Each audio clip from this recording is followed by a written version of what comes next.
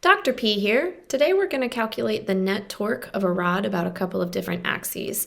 So the example that I have today is stated right here, and I'm just going to work through it. All right, so calculate the net torque, magnitude, and direction of the massless rod below about an axis through O, perpendicular to the page, meaning that it's rotating like this. First, and then we'll do through axis C. So here's our rotational, our axis of rotation. I like to label that A of R. When we sum the torques, we're going to sum all of the forces that could be causing torques. We're going to sum all of those torques up. This first force, I'm just going to call this F1. It is not causing a torque because there is no lever arm between the axis of rotation and that force. I'm going to call this F2. The lever arm for this is 2 meters, and I'm going to call this one F3. So I have two torques, two forces that will be causing torques. I have the torque due to force 2, and I have the torque due to force 3.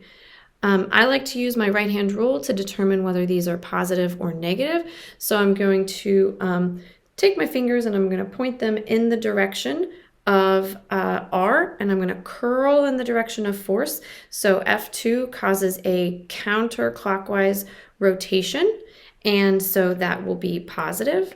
But the force from 3 in the direction, and then I curl down, that causes a clockwise rotation, so that will be negative.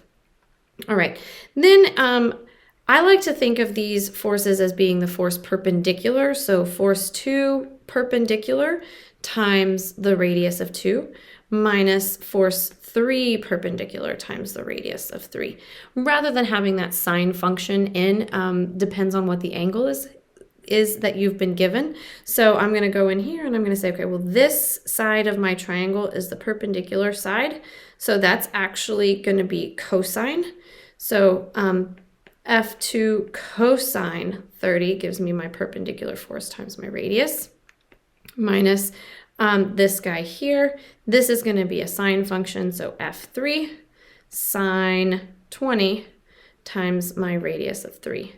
From here, it's just a plug and chug with numbers. So I get, I'm going to draw this down here. I get 25 newtons times the cosine of 30 degrees times 2 meters minus 10 newtons times the sine of 20 degrees times 4 meters as my lever arm.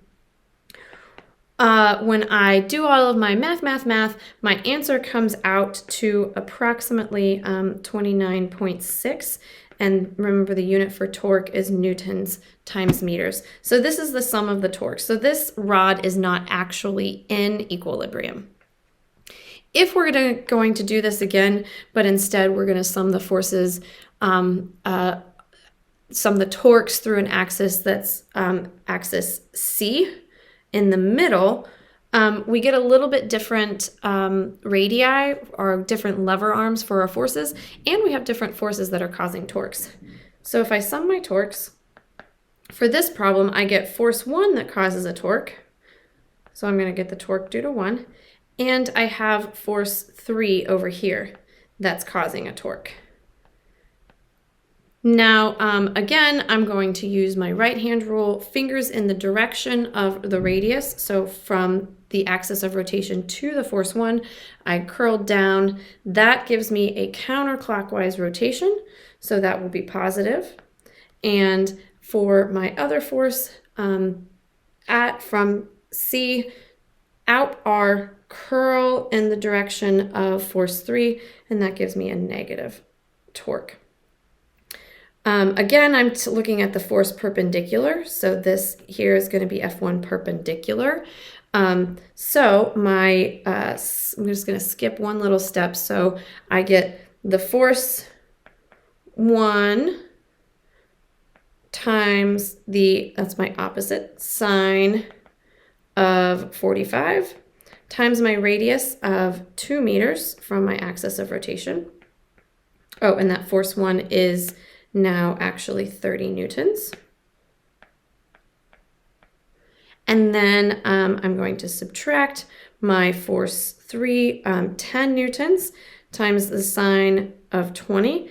And now my radius has changed because I'm now have that axis of rotation at the center. So the radius to that force 3 is actually 2 meters now.